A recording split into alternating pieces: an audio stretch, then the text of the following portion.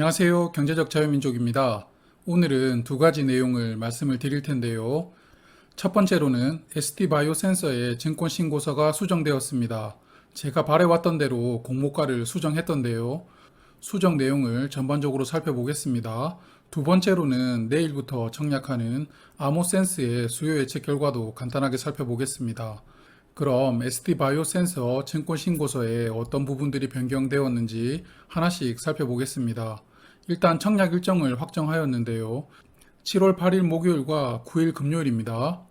증권 신고서를 정정 요구를 받았는데 상당히 빠른 시일 내에 수정 신고서를 제출을 했고 청약 일정도 조기에 확정하였습니다.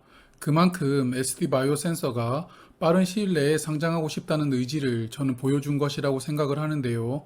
조금만 늦어지면 크래프톤, 카카오 형제들까지 만나게 됩니다. 그래서 ST바이오 센서에게는 한시가 급한 상황이었습니다. 그리고 공모 수량을 축소를 했습니다. 약 300만 주를 축소하였는데요. 그래서 총 1244만 주를 모집합니다. 그래도 구주 매출 욕심은 포기를 못해서 신주 모집과 구주 매출의 비율을 동일하게 유지하면서 모집 수량을 축소하였습니다. 그리고 투자자 간 배정 물량도 일괄 축소되었는데요. 그러나 배정 비율은 기존과 동일하고요. 일반 투자자에게는 311만 주를 배정합니다. 그리고 중요한 부분입니다. 공모가를 수정했는데요. 여론이 워낙 안 좋았기도 했고 아마 추측을 해보자면 대표 주관사인 NH투자증권이 여러 기관들에게 사전에 좀 수요를 확인했을 겁니다. 거기서 부정적인 이야기를 많이 들었을 것 같고요. 그래서 저는 의도적으로 한국거래소와 서로 호흡을 맞춘 것이 아닌가라는 의심을 하는데요. 한국거래소가 정정 요구를 하고 주관사에서 공모가를 낮추는 정정 신고로 호응해 준 것이 아닌가 싶습니다. 여하튼 이러한 개인적인 의심을 떠나서 공모가가 낮아진 것은 저는 환영합니다. 그럼 어떻게 공모가를 수정했는지 알아볼까요? 일단 국내 종목 3개를 추가했습니다. 그러면서 유사 기업의 평균 PER을 19.1에서 14.6으로 5 정도 낮추었는데요. 그러므로 20년 순이익이 적용된 주당 평가가액으로 87,635원을 산출하였습니다. 여기에 40%가 넘는 높은 할인율 주면서 희망상당 공모가로는 52,000원, 희망하단 공모가로는 45,000원을 책정하였습니다. 아마도 유사기업 평균 PER 14.6이 높은 것을 할인율로 커버 치려고 한 것 같은데요. 그럼 또 시젠하고 직접 비교를 한번 해볼까요?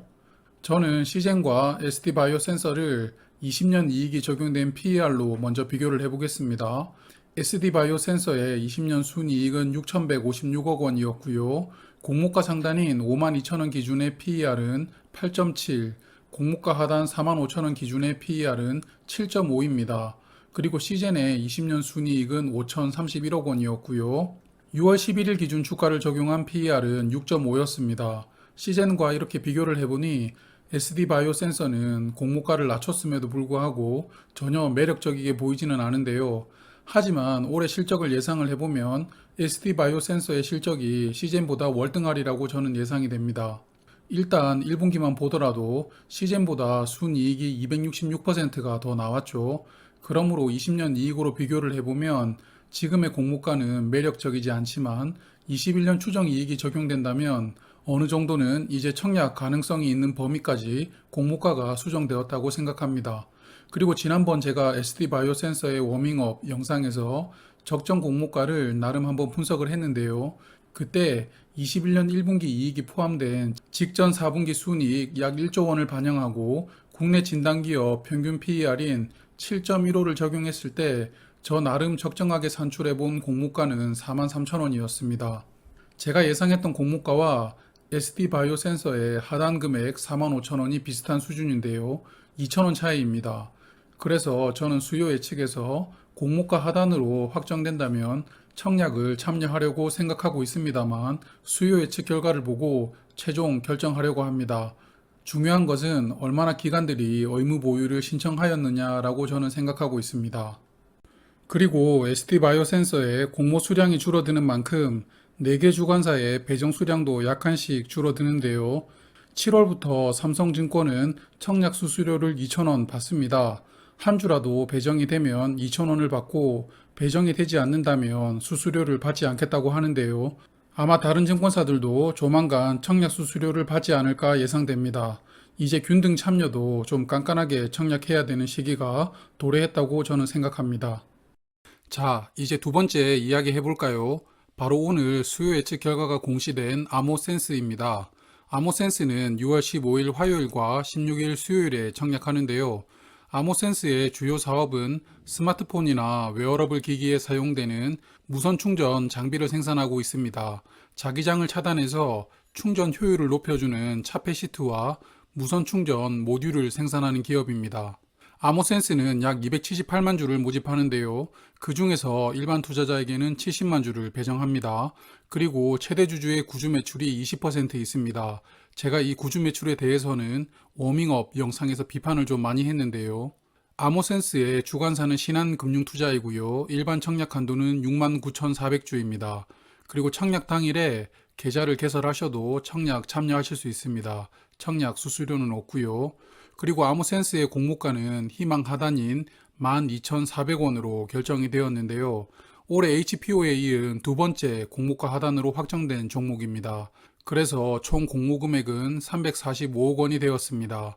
공모가 신청 결과를 보시면 희망 상단 미만 신청 비율이 제일 높았다는 것을 아실 수 있습니다. 그러므로 자연스럽게 공모가를 희망 하단으로 확정했다고 보이고요. 그리고 충격적인 기관 투자자 수요 예측 결과가 나왔습니다. 기관 투자자 경쟁률 117대 1, 의무 보유 확약 비율은 2.6%가 나왔습니다. 금년도 워스트 기록인데요. 아모센스가 센스가 없이 청약한다고 생각은 했지만 이렇게까지 외면받을 줄은 몰랐습니다. 5월에 문제 종목이었던 HPO보다도 더 나쁜 결과인데요. 그래도 아모센스의 유통 물량은 그나마 양호합니다. 상장일 유통 물량이 364만 주로서 비중은 32.5%입니다. 그리고 상장일 기존 주주 물량이 100만 주로서 기존 주주 비중도 그렇게 높지는 않습니다. 마지막으로 환매 청구권은 부여되지 않은 종목입니다. 그럼 아모센스에 대한 저의 생각을 말씀을 드릴게요. 예상은 하셨겠지만 저는 아모센스 청약을 건너뜁니다. HPO보다도 더 좋지 않았던 올해 워스트 수요 예측 결과를 보고 저는 워밍업에서 말씀드렸던 저의 생각에 확신이 생겼습니다. 그리고 공모가가 하단으로 확정되었지만 이러한 투자 심리를 반전하기는 전 어렵다고 생각합니다. 오늘 준비한 내용은 여기까지입니다. ST바이오 센서는 이제 수요 예측에서 공모가가 얼마로 확정되는지 그리고 기관 투자자들은 어떻게 판단하는지를 보고 청약을 결정해야 될 것 같고요.